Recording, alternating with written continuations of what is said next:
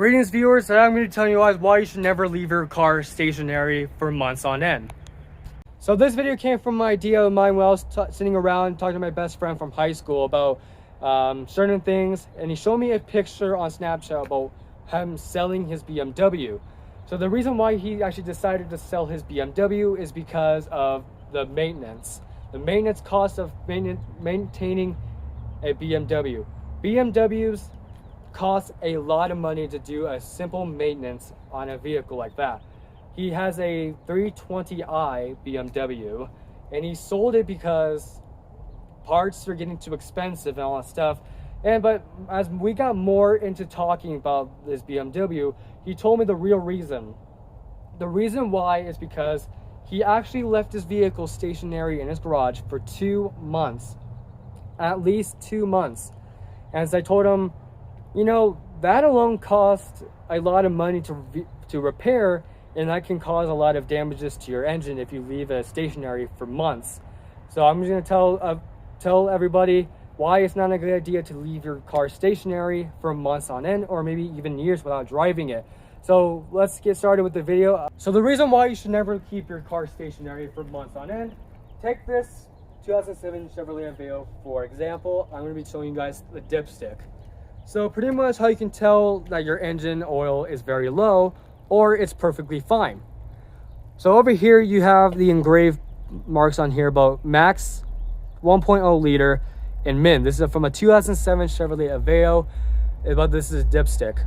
So this is a max. So the oil level is very, very, very perfect. So it's at the max level, which is very good. Now, if it's at the min, that means it needs new engine oil. That means all the engine oil is all drained out. So leaving that stationary for months on end can cause some eruptional damage to your vehicle. Here's why.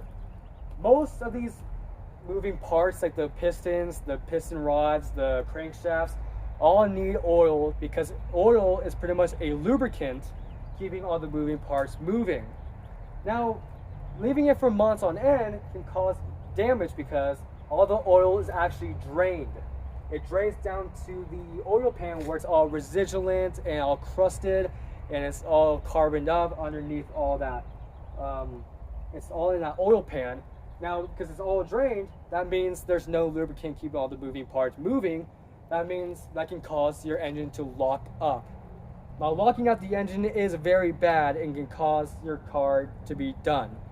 Now, let's say, so how can you tell to get your engine running again? Well, it's called turning the engine. That means you have a socket and a long extension bar. You go down to the crank of the engine and pull it and make sure it does 2 revolutions around, and that's by spinning the engine.